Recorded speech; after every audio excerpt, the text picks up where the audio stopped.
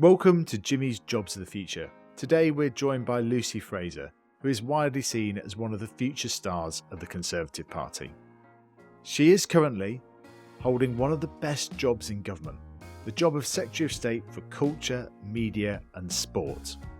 Three areas that we are massively passionate about on this podcast, and the growth in jobs that we are seeing right across the creative sectors.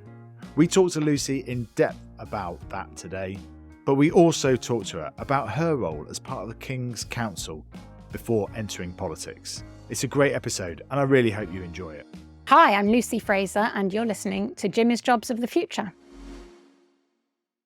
Lucy, welcome to Jimmy's Jobs of the Future. Thank you, great to be here. So tell us, you're renowned for having the best job in government, Secretary of State for Culture, Media and Sport. What does that involve? Well, it is absolutely the best job. And I feel really, really lucky because I represent a fantastic sector. Well, sectors, so the creative industries. So they are growing at faster than the rate of the rest of the economy, 1.5 times rate of the rest of the economy. So it's my job to help support them.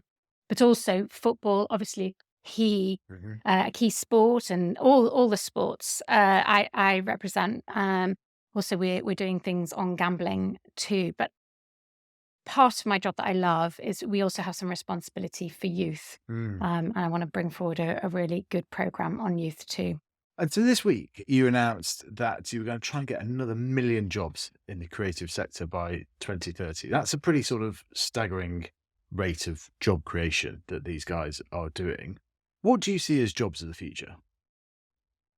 So I think the jobs of the future, there's going to be traditional jobs and new jobs that don't yet exist. So in the industries I represent, so you mentioned the creative industries, which is a really important sector. You mentioned, we want to grow the number of jobs. We also want to grow the creative sector in terms of the impact on the economy. Really, really important. And there are traditional jobs in that. So all the things that you would think about, whether that's being an actor or whether that's being a producer, a director, someone who's making video games. But there are so many jobs that are ordinary jobs, but within that sector. So you could be a lawyer on a film set. This week I went to Pinewood, and they're obviously building the set. So what I saw was construction workers doing the most phenomenal, intricate job of making the set. And there's modeling. So if you're really, really artistic, you can do. Before they build the set, they create these fabulous models. You could be a graphic designer. So, and there's jobs that don't yet exist. So, for example, in gaming, I met someone who was putting together a game, and obviously there's AI involved as well. And these people are creating R&D for things that we just don't know exist yet. So there will be jobs to be determined. What's the job you've been most surprised by that you've come across? Oh, there's so many jobs, and it's difficult to pick one in particular. I mentioned the modelling, which was fantastic, but there's just a range of jobs. I don't know whether I don't know. I'm struggling because I don't know whether surprised is the right word. What I suppose I'm surprised by is the variety of jobs. There was one study that said there were over 590 jobs in the creative industries. So I suppose it's the number of different types of jobs that you can have because you can do anything at all. Where are we shortest in terms of when it comes to skills? So what I find, and I must say, I don't just find this as being the Secretary of State for DCMS, I find this as a constituency MP. Whatever sector I go to, I think people feel that they're struggling to get qualified workers within their industry. Yeah. So I know the creative industries are finding this really difficult, really challenging. And as a government, we absolutely want to help them. So one, you mentioned the creative vision that we published yesterday. One of the things that we want to do is to highlight the jobs in the industry and tell people about them. So I'd love your listeners to think about working in the creative industries, and we want to empower them from their first day of school to their last day of work, just telling people what's available and giving them necessary training. So we want to do a program in primary schools just to tell people what sort of jobs are available. Those 590 jobs that they could do. We also want to build up their technical skills if they want to take technical education as a route, a T level rather than A levels. We're going to build up apprenticeships. But also, if you're thinking about your second job or your third job, we're going to build up boot camps in the creative industries as well. And how do you think AI is going to play a role in it? Prime Minister was talking earlier in the week about it sort of being a co-pilot for jobs, which is the sort of optimistic end of things. We've also seen big announcements of job losses and so on due to AI. Where do you sit on that spectrum? So I think jobs will still exist, but they will change. So AI in so many sectors will mean that there's many things that are going on that we don't need people to do the jobs for. But I think we will need more people to do different types of jobs. And I think that's the exciting challenge and fear for many people in the workplace. So shall I give you an example? Please, yeah. So I was in Horsham last week at a really fantastic games company.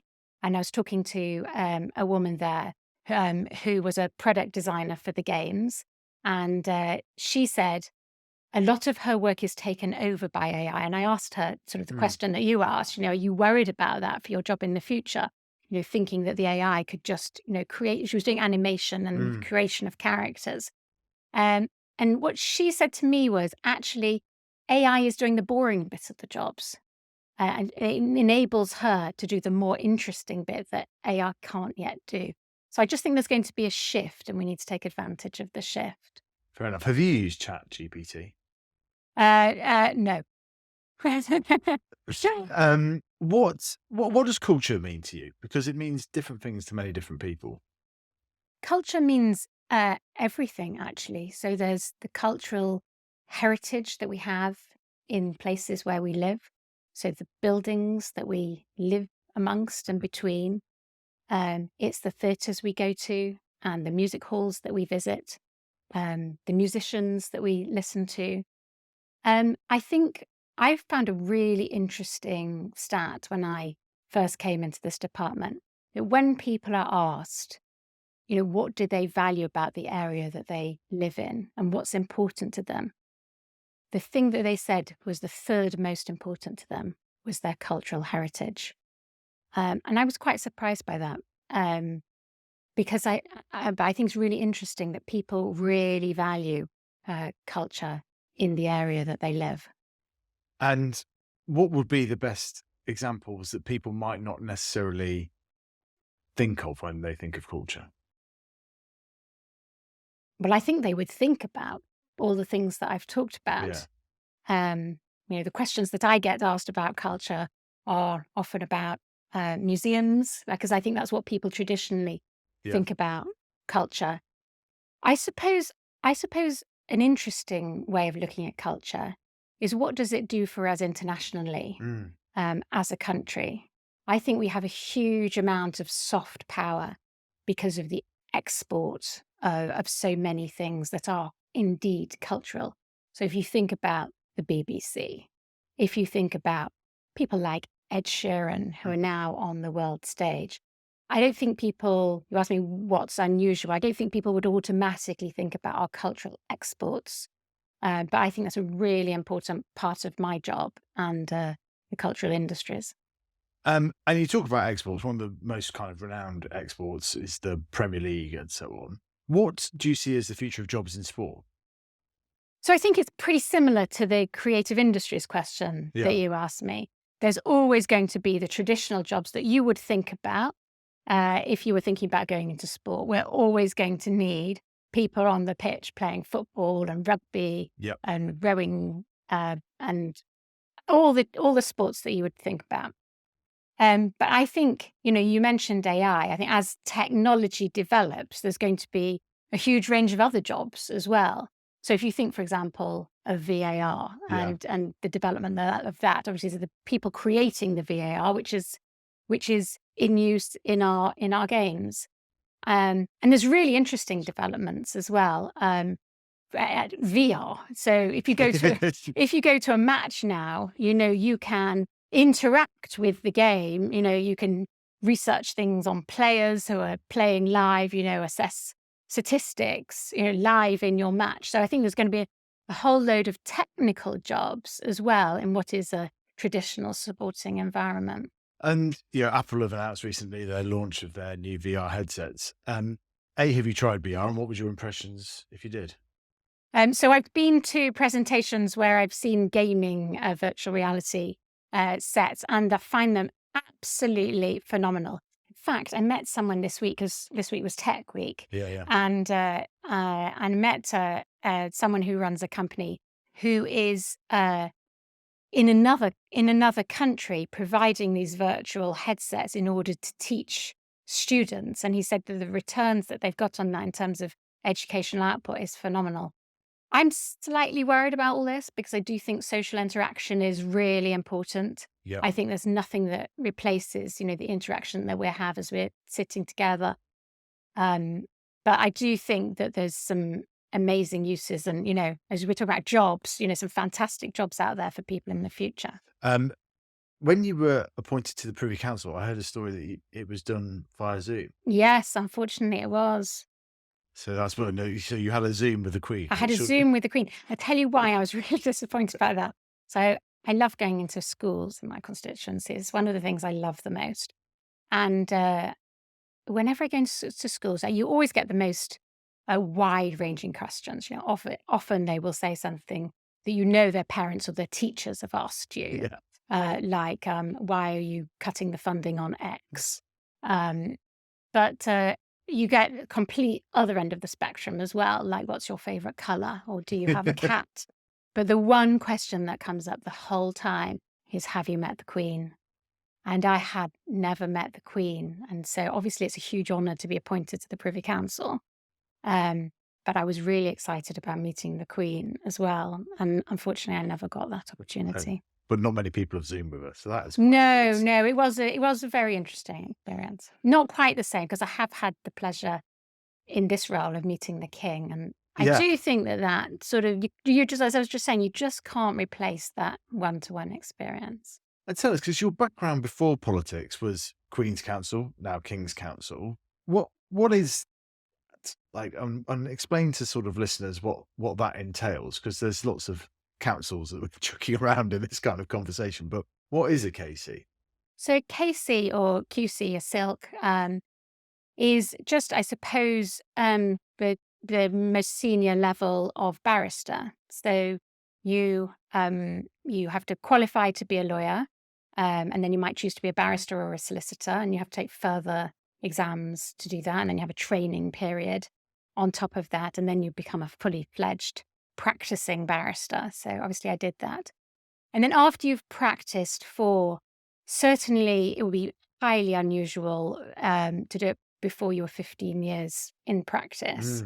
So when you're, from 15 years onwards, you could start thinking about whether you want to go to the next stage, which was a Queen's Council, now King's Council. And it's I suppose it's just a further level of seniority. Some weird things about it, like you're allowed to sit on the bench in front in court where the junior barristers sit.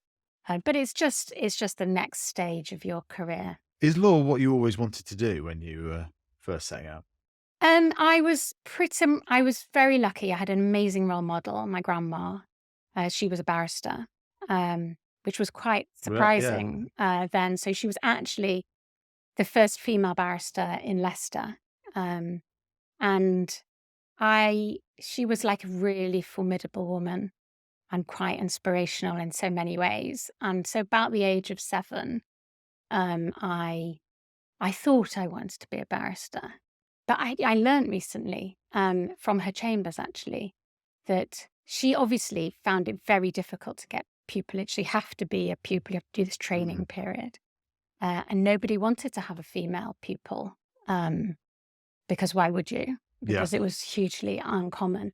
And she had to pick up her work. So eventually someone agreed, but she had to pick up her work when he was not at work. So she had to come into chambers the beginning of the day or at the end of the day to pick up her work in order to do her pupillage. But she was hugely inspirational, and I think that's why I wanted to become a barrister. Did you seek her advice on going into politics, and when was that sort of change? Unfortunately not, because she died when I was 18. Okay. I was actually doing a mini pupillage the week she died, which was yeah. So I didn't ever discuss politics with her, and she wasn't political at all. She had huge number of, I think, very important values, which I share and have really stayed with me. But what's really interesting is I met one of my cousins recently, and she said to me that she had actually thought about politics and she was always very interested in politicians. And she very kindly said she would have been very proud of me. So she didn't inspire me to become a politician, but I certainly took her values. And what was the moment that you sort of thought, I'm going to throw my hat into the ring? Because it's quite a big step to make. I mean, when I spoke to your colleagues ahead of this interview and so on, the word that came up again and again was she's very private, she's very reserved and so on. And you put yourself forward for public office. It's a big step. It is a big step, and I thought long and hard about it for that reason, because I am, I think, quite a private person. Compared to some politicians. Well, yeah. So I think, so when I always wanted to be a barrister, and I was fairly certain that's what I was going to do. But when I was quite young, when I was leaving university, I did have this desire to change the world, to make a difference. And I thought, before I embark on this legal career, I just want to see whether there is something that I could do that isn't going to the bar, where I could make a significant difference. And I took a year out, and I went to work for three institutions that I thought were key instigators of change. So I worked for the European Commission. Mm-hmm. I did an internship at the UN, and I went to work for the Ministry of Justice in Israel. And I must say, I was quite disappointed, because I realized that when you're 21, you can't really make any change. You're sort of at the bottom rung, and it's really, really, really difficult. So I thought, I will go to the bar, because that's what I've always wanted to do. But once I'd become fairly senior and I'd had my children, I did start to think again about, how do you make a difference? I never really lost that desire to make a change. And I looked at lots of different ways of doing it. So I applied to a whole series of jobs that I didn't get, like going to work for a charity. I applied to be a commissioner for the Social Mobility Commission, which I got to the interview stage at. Which you're now in charge of. Yes. Ironically, right? Yes, and I really don't know how I got to that stage, because I had no skills for the job at all. And just one day I thought, do you know what? The biggest way that you can make a change is by being in politics. And notwithstanding it's not a perfect job. You mentioned some of the things, it's very difficult to just be a private person. Notwithstanding all that, I thought, this is what I should do. And what's the one thing that you would really like to change? What is that? So I mentioned my grandma, and she had lots of very, very valuable bits of advice. But the one thing that really stuck with me is, she used to always have this quote from Robert Browning. It was, a man's reach should exceed his grasp, or what's a heaven for? It really meant, aim really high and just try. And when you fail, because you will fail, because you've tried, you've aimed higher than was possible for you, just be proud of yourself for having tried. So she was basically saying, don't fear failure. And I think that has driven me to do a whole host of things that were probably impossible. So becoming an MP was pretty impossible, and I didn't have a wild amount of experience. Applying to be a commissioner on the Social Mobility Commission, it was a foolish thing to do in one sense. And what I really want to do for young people, well, for everybody, is to make them realize through government, through how we can support government, is to make them realize that, and give them support and opportunity, so everybody can realize their potential. Because I think there is potential in everybody. Everyone has different potential. So some people are going to be fantastic actors, and some people are going to be, amazing teachers. And some people might not go into the workplace at all, and they may be amazing mothers and do a whole range of other things. But everyone has something. And I think if you can give people support to enable them to get there, help them on the way, and show them that you believe in them and they should believe in themselves, that's what I'd like to try and do in this role. I'm really proud that Amazon are backing us on this episode of Jimmy's Jobs of the Future. This week, it was revealed that they have 4.2 billion invested in the UK creative industries, and that has supported more than 16,000 jobs across publishing, film, TV production, audio, books, fashion, and games. Those jobs are spread right across the UK, with over half of them coming outside of London and the South East. Amazon has doubled its investment in the creative sectors across the UK in the last 4 years alone, with a record number of Prime Video originals filmed in the UK, and new studios and facilities for Amazon Music, Audible, and Prime Video, including the new production facilities at Shepperton Studio. Amazon is working to build the pipeline of creative talent, funding 100 more creative industry apprenticeships and announcing the second phase of Prime Video Pathway, an initiative designed to open up access to jobs in TV and film, which will support 250 additional trainees over the coming years. To find out more about Amazon's contribution to the UK economy, check out aboutamazon.co.uk. Do you think we're better or worse at recognising people's potential in the modern age? I think that we don't spend enough time thinking about it. So I think we're all very busy in our own lives, and I think we're becoming quite insular as individuals, and everyone's on their phone, sort of focusing on the individual. And I think that it's really important that we work in communities, that we collaborate, intergovernmentally, that we value people and do more to support them. What, or how rather, do we increase that risk appetite, to take your grandma's favourite quote? How do we get that across the UK? Because we need more of it, right? Prime Minister's been pretty open about it. We need people to be bolder. We need people to be building bigger businesses. How do we do that? So I think, first one of the things I'm going to work on is a youth strategy. So you'll hear more about that.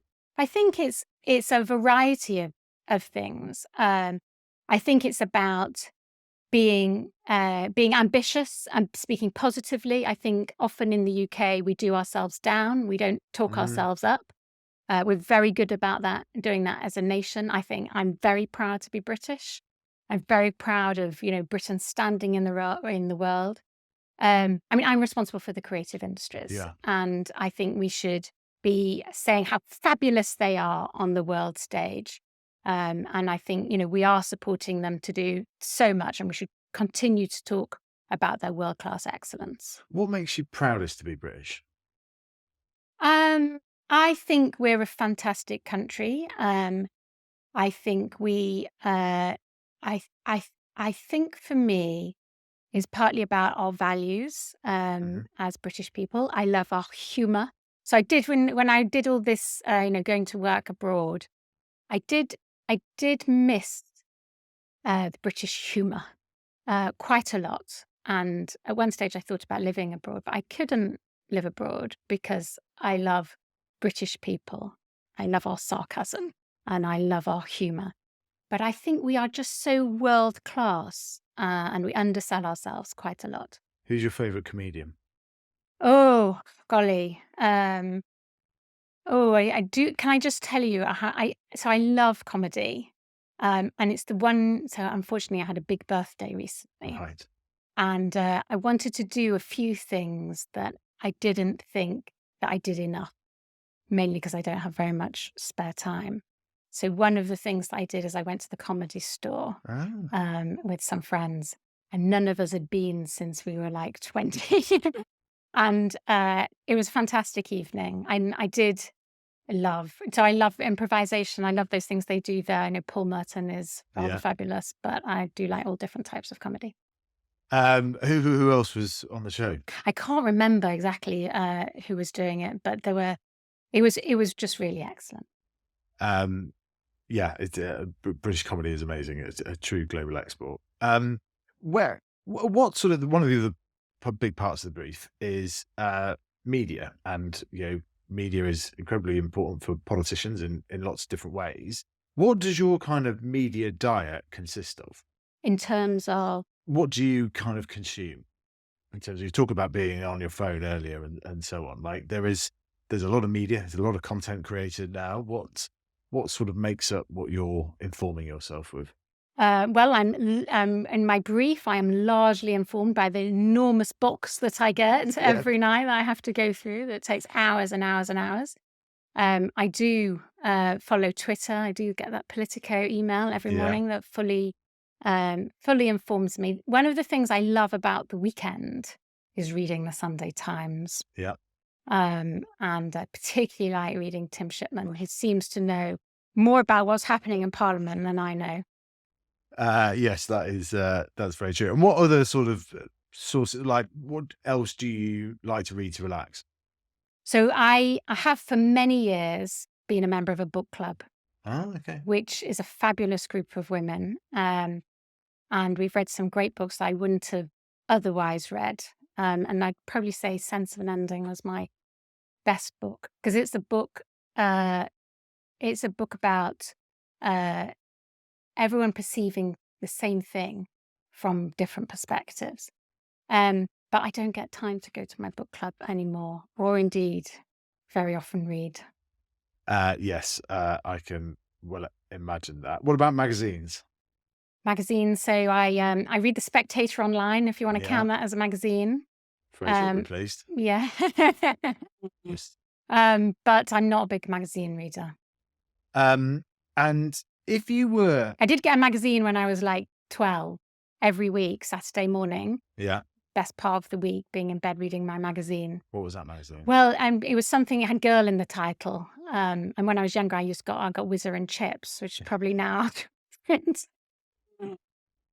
Did you have a Saturday job? Speaking of Saturdays, So I had a whole range of jobs. I had a Saturday job. I worked in a shop, yeah, in town. I grew up in Leeds for a short period of time. I also, I worked, so I did quite a few jobs sort of as a teenager yeah. and just before and during university. Whatever I could find really just to earn some money. What did you learn from those jobs? So I learned the value of work and, I was doing them to earn money. That's why I was doing them. So I did the job in the shop. I was a receptionist at a local beauty salon. I did cold calling, which was really quite hard. Yeah. We call it sales cold calling. I worked in a factory. Good preparation for knocking on doors. Well, As it a was, politician. yeah, it was. There's people putting the phone down and you just go to the next one. Yeah. But I think all these things teach you resilience, discipline, the importance of. I do really, one of the other things that my grandma taught me was about, taking responsibility, and standing on your own 2 feet. And I think, working as a student and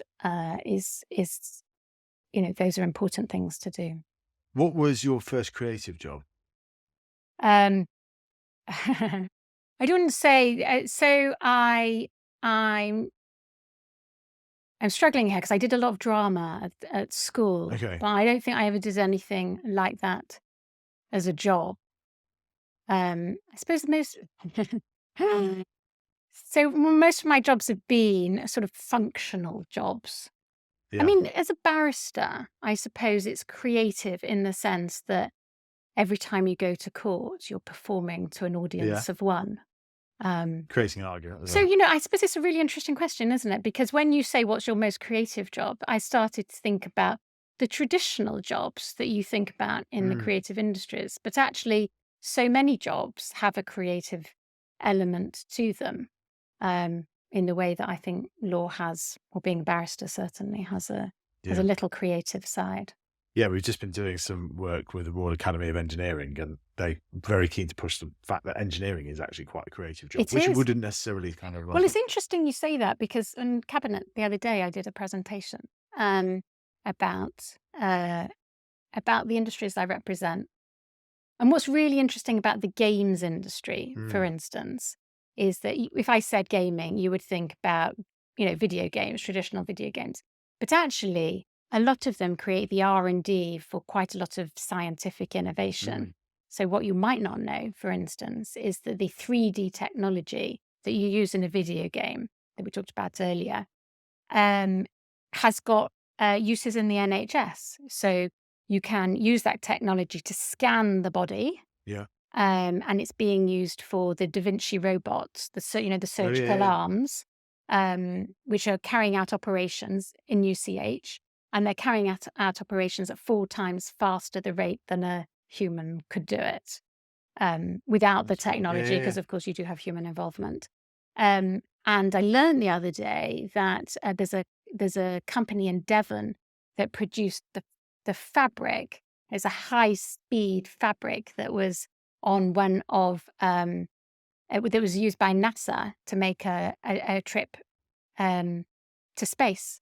So this is the games industry is a £1 billion industry, but it's not just about video gaming. It's about R&D for science. Yeah, no, it's the video games is extraordinary, and it doesn't kind of intersect with Westminster much yet, but I think that it will be changing because it's overtaken the film industry and music industry in terms of its economic contributions and so on.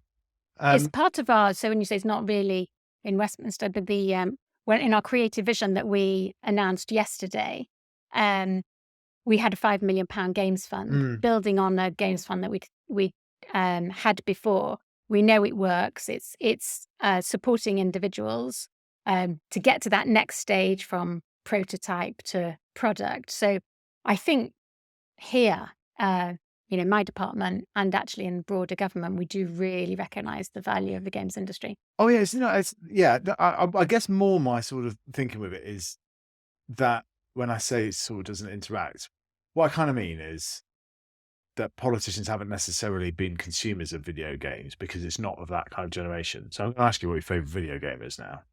So actually, what's really interesting is that I went to a video games company the other day, and they told me that the average age of a gamer is around 32, Mm. which I thought was quite interesting. I'm not a massive consumer of video games. I did have when I was like 10, one of those computer games where you sort of ping pong Oh yeah. the early stages. But I know, I mean, certainly my son is known to have played a video game or two, There you go. or 3 or 4 or 5 or 6, or more than he should have done. But it's amazing how social they are now as well. Yeah, Like if totally, totally. it's yeah, they're all sort of talking on it and all the time and so on. So we've just got a few quick fires and so on to ask you. Yeah. I'll just check on timing and so on. Um, favorite film? Favorite film? Uh, favorite film? So many films to choose from. I think my favorite film is, I'm going to say E.T. because it was the Mm, first film that I saw and it was such an amazing experience. yeah, that is a great It's film. going back a little bit, I think. Who's your favorite Bond? My favorite Bond, Sean Connery. Is it time for a female James Bond? Always time for females to lead in film and more broadly. Twitter or Instagram? Just joined Instagram and I've been on Twitter a number of years. So I'd probably say Twitter, but I think that Instagram's a much more polite forum. What so there's a politician. What inspires you to join Instagram then? I think it's really important as politicians to show people what you're doing and to, interact and with as many people as possible. So, personally, you mentioned I'm quite a private person. Mm. If I don't have any private social media accounts, but I think I have it's important as a politician to showcase that. So that's why I have joined. So do follow me on Instagram.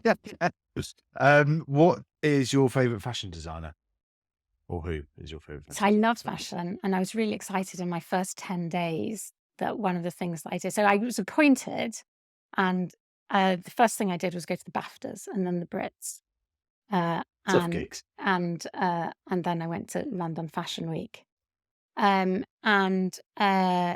think it's fabulous to celebrate great British designers like Stella McCartney, but all of them. I support them all.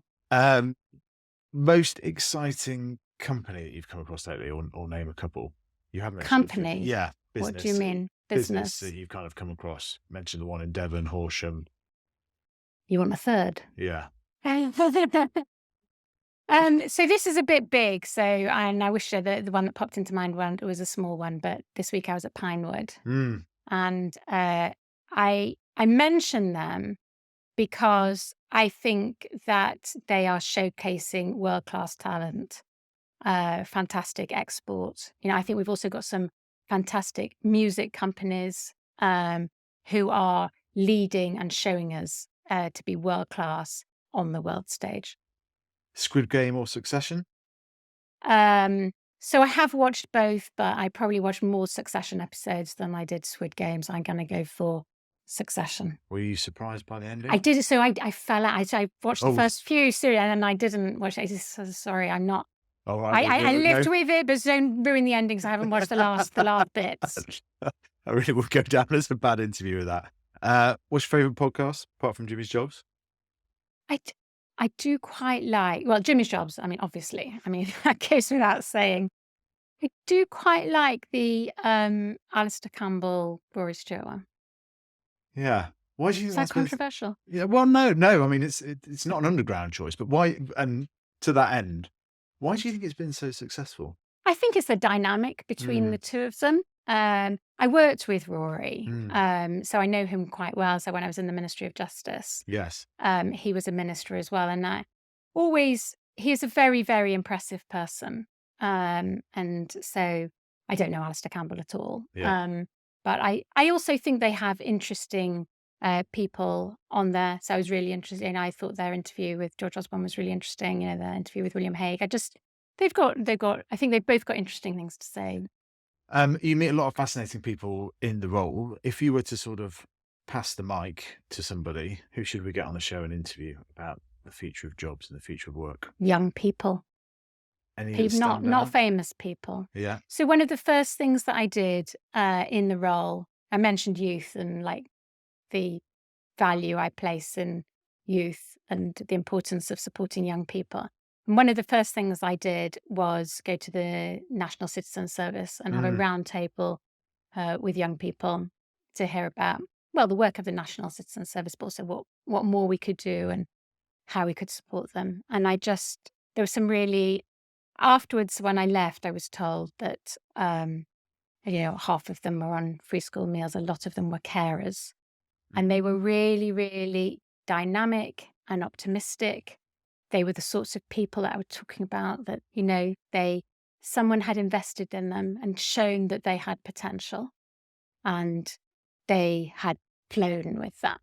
And I think we should embrace and nurture those people. So I think you should get those people. Well, we'll get some. Go and interview some people from the National Citizen Service.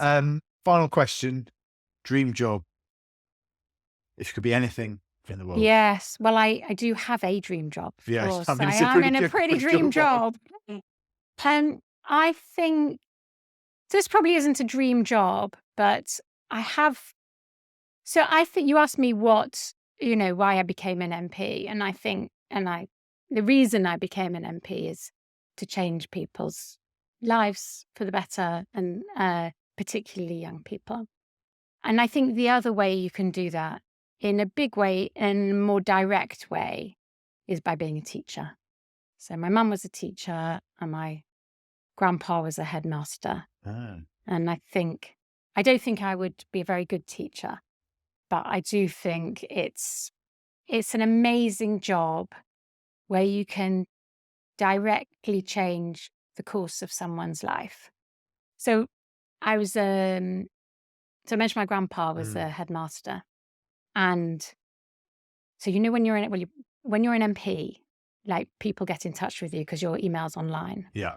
And a few years after I'd been an MP, I got this email out of the blue from somebody saying, "I hope you don't mind me emailing you. But I just wanted to let you know that your grandpa taught me at school, and he was a scientist, and he recognized in me my artistic talent. And he was the first person who inspired me to do what I'm doing." And then he mentioned these really famous people, and he said, your grandpa stands with these people as being my inspirations. And I just thought, isn't that amazing? And he was Yeah. then, he was quite a famous costume designer. You know, you're in a position where you touch people, and someone who had bothered to email me decades Later. afterwards shows the impact that a teacher, in this case a headmaster, had had on someone's life. And I just think that's quite phenomenal. If you were starting your career again now, do you think you'd do anything differently? You'd look at other sectors? Uh, I think I would probably do what I've done. I'm really pleased Mm. with the choices that I've made. I think being a barrister was, I really loved being a barrister. It's you're doing a job where you're representing people and you're getting their voices heard.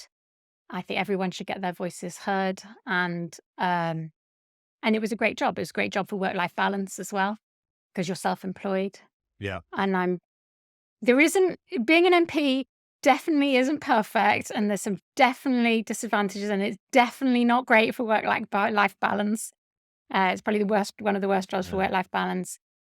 But I'm really proud and honored to be able to make a difference locally, and the stuff that I've had an opportunity to influence nationally as well. So at the moment, I'm pretty Really content good with the at that. choices I've made. Lucy, thanks so much for coming on Jimmy's Jobs of the Future. Nice to speak to you. Thank you.